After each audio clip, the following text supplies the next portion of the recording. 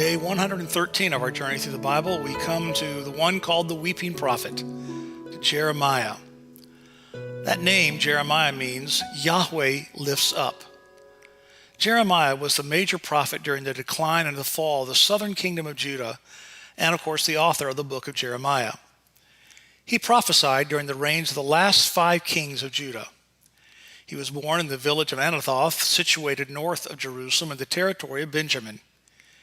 He was called to the prophetic ministry in the 13th year of Josiah's reign, about 627 BC. He must have been a young man at the time, since his ministry lasted for about 40 years, through the very last days of the nation of Judah, when the capital city of Jerusalem was destroyed in 586 BC. Jeremiah's call is one of the most moving passages in his book. In Jeremiah chapter 1, verse 5, God declared that he had ordained him as a prophet even before he was born. But the young man responded, "No, Lord God." Jeremiah pleaded that he was a youth and that he lacked the ability to speak. But God replied that he was being called not because of age or ability, but because God had chosen him. Immediately, Jeremiah saw the hand of God reaching out and touching his mouth. "Behold, I have put my words in your mouth," God declared. And from that moment, the words of the prophet were to be the words of God. And his ministry was to consist of tearing down and rebuilding, uprooting, and planting.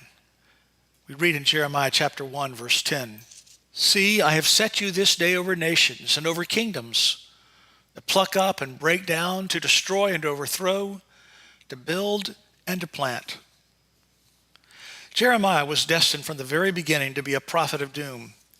He was even forbidden to marry so he could devote himself fully to the task of preaching God's judgment. All of Jeremiah's life was wrapped up in the knowledge that God was about to bring an end to Jerusalem and cast off his covenant people. Jeremiah is often called the weeping prophet because he wept openly about the sins of his nation. He was also depressed at times about the futility of his message.